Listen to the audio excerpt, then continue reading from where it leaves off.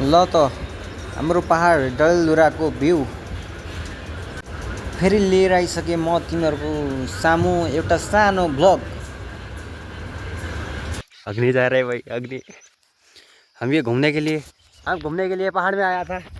ये अभी इधर टॉयलेट ना पाके ये जा रहा है, ये झाड़ी में जा रहा है। या हम जिस जगह पे आए थे इस जगह का नाम है डडेलधुरा में पड़ता है ये, अमरगढ़ी ओड़ा नंबर 3 में पड़ता है ये। इस गांव का नाम है भलिया। देख सकते हैं आप कितना सुंदर है ये। देखो इधर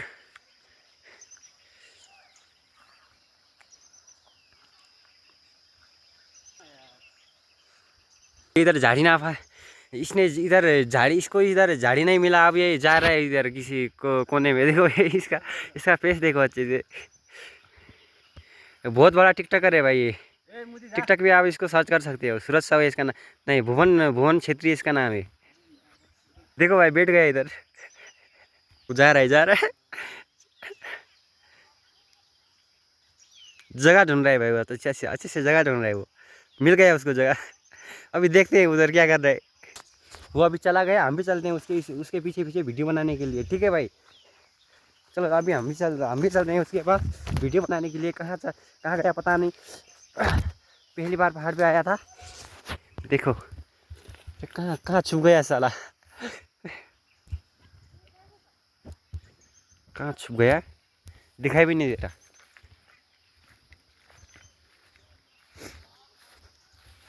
अरे भाई कहाँ गया? इधर झीणी में छुपा होगा, दिखाई नहीं दे रहा मेरे को तो। सूरज पहाड़ों में तो ऐसा ही होता है। हगने के लिए भी झीणी में जंगल पे जाना पड़ता है भाई। इधर टॉयलेट कुछ नहीं होता। आप भी आना चाहते तो ऐसा ही करना पड़ेगा। आपको इच्छा है तो आना भाई। इधर देखो कितना अच्छा है इधर घूमने के लिए।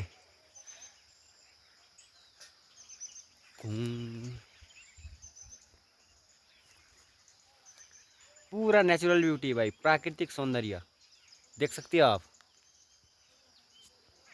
देखते हैं अभी इसको सर्च करते हैं किधर है, किधर छुप गया ये। वो उधर है, उधर।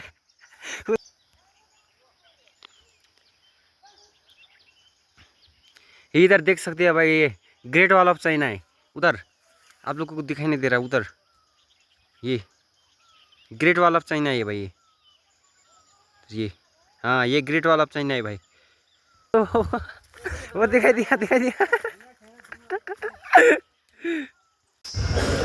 प्राकृतिक सौन्दर्यको कुरै गर्नु पर्दैन कि पहाडमा त आफै नेचुरल ब्युटी हो।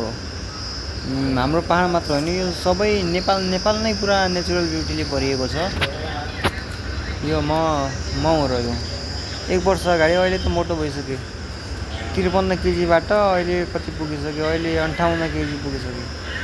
ल भन्दैछु के भन्दैछु मलाई थाहा भएन। अहिले हेर्न सक्नुहुन्छ यो बाटो भर्खर बन्न लागेको हो। परिपूर्ण अगाडि बाटो नै थिएन। अहिले हल्का बिस्तारै विकास हुँदैछ हाम्रो पहाड पनि।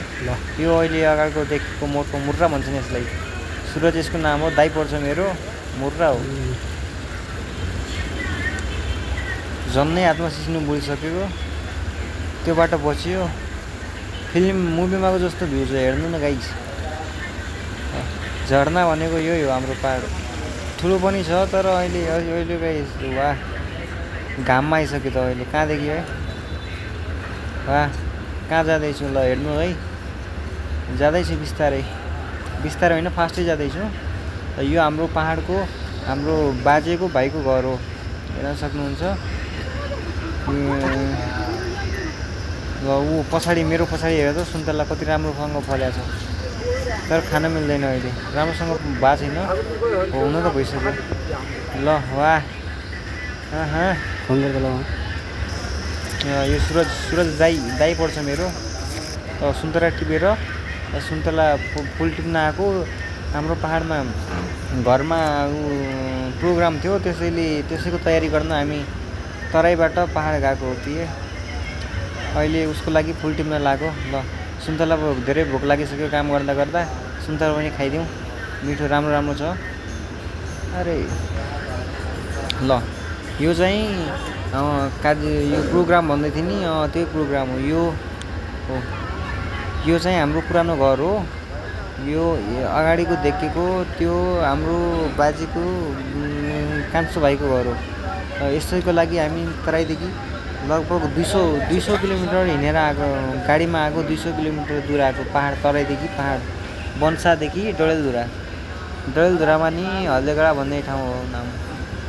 ल यो हो, यसैको लागि हामी आएको। धामीको पूजा थियो कि हेर्नुहोस्, चिन्न त कसैलाई चिन्दिनँ, 2-4 जना छन् यसमा चिनेका, सबैलाई चिन्दिनँ म। ऊ चाहिँ बाजे हुन्।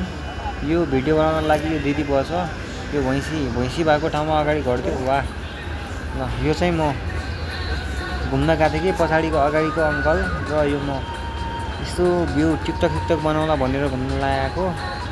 टिकटक त्यस्तै भयो, भिडियो बनाएर भ्लग बनाउँछु र युट्युबमा पोस्ट गर्नलाई, त्यसैले भिडियो भ्लग बनाउन आएको। ल हाम फालिदिउँ कि हो यहाँदेखि, हाम फाल्यो भने मर्छु, त्यसैले यस्तो भिडियो बनाउन मात्र लागेको हो। तल नदी छ, क्या मस्त भ्यू, क्यामेरा राम्रो भएको राम्रो आउँथ्यो। क्यामेराको कारण हो यस्तो क्वालिटी खराब भएको। ल कहाँ दौडन लाग्यो।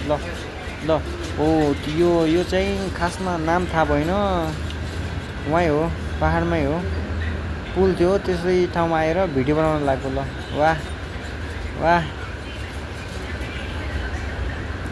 तर मजा त लास्टै आउँछ हो। तराईको भन्दा धेरै चिसो हुन्छ र वाह चिसो नि हुन्छ, घुम्नलाई नि राम्रो ठाउँ छ, प्राकृतिक सौन्दर्य, नेचुरल ब्युटी छ। वाह नेचुरल ब्युटीले भरिपूर्ण छ। यो हाम्रो खल्लो भन्छन् यसलाई, हाम्रो भाषामा यो हो हाम्रो खलो। यो हाम्रो घरको माथि छ कि देवताको स्थान हो। यो ठुलो घर यहाँ बाजेको भाइको घर हो।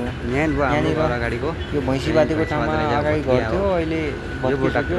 यो हो हाम्रो घर। पुरा धेरै पुरानो भएको कारणले यहाँ मान्छे नबस्ने भएको हुनाले यस्तो भएको, नत्र यस्तै राम्रो हुन्थ्यो। यो पूजा यसैको लागि हामी आएको नेपालदेखि, यो तराईदेखि।